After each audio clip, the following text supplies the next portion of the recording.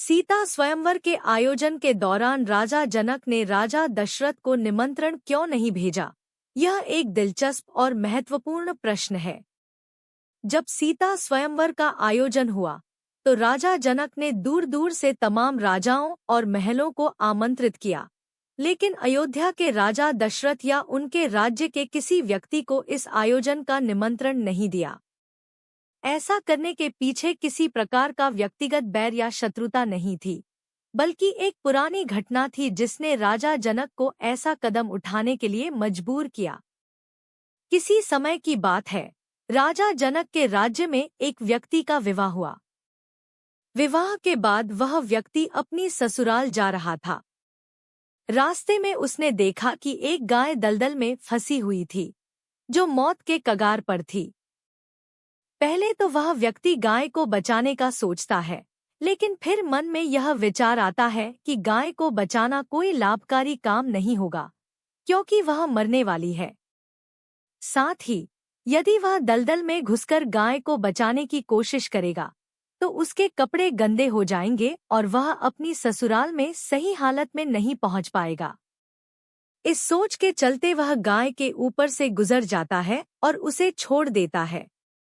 गाय, जो अब तक मौत के करीब थी, ने व्यक्ति को शाप दिया और कहा कि जिस उद्देश्य से तुम जा रहे हो, अगर तुम उस दिशा में आगे बढ़ोगे और उसे देखोगे, तो वह शीघ्र ही मरेगी। यह कहकर गाय ने दम तोड़ दिया।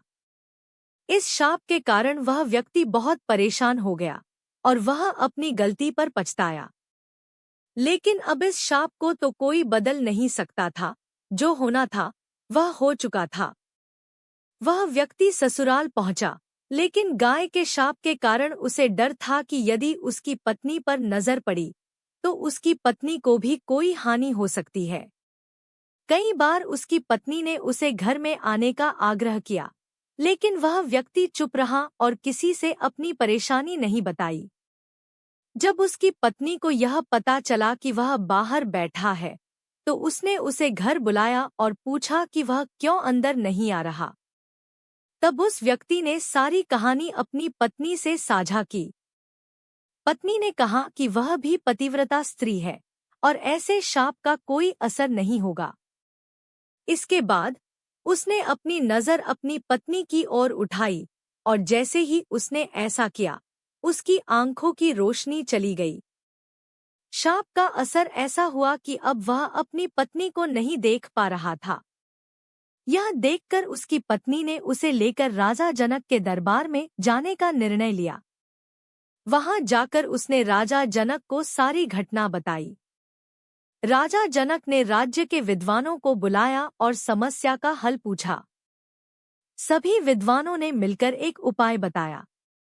उन्होंने कहा कि यदि कोई पतिव्रता स्त्री गंगाजल से भरी छलनी लेकर आए और उस जल को उस व्यक्ति की आंखों पर डाले, तो उसकी आंखों की रोशनी वापस आ सकती है। राजा जनक ने अपने महल में सभी रानियों से पूछा, लेकिन कोई भी पतिव्रता नहीं निकली। तब राजा ने अयोध्या से एक सफाई कर्मचारी को बुलाया और उसे अपनी पतिव्रता होने की बात पूछी। वह महिला भी पतिव्रता निकली। राजा जनक ने उसे सम्मान के साथ भेजा और वह महिला गंगाजल लेकर राजा जनक के दरबार में पहुंची। वहां जैसे ही उसने गंगाजल उस व्यक्ति की आंखों पर डाला, उसकी आंखों की रोशनी वापस आ गई। यह देखकर राजा जनक ने अपनी चिंता समाप्त की। उन्हें यह समझ में आ गया कि जिस राज्य की सफाई कर्मचारी भी इतनी पतिव्रता हो, उसका पति कितना शक्तिशाली होगा। यही कारण था कि राजा जनक ने राजा दशरथ को निमंत्रण नहीं भेजा था। वह डरते थे कि अगर अयोध्या से कोई निम्न वर्ग का व्यक्ति स्वयंवर में आया और धनुष तोड़ लिया, तो वह स्थिति अजीब हो सकती थी। लेकिन विधि के विधान को कोई नहीं बदल सकता।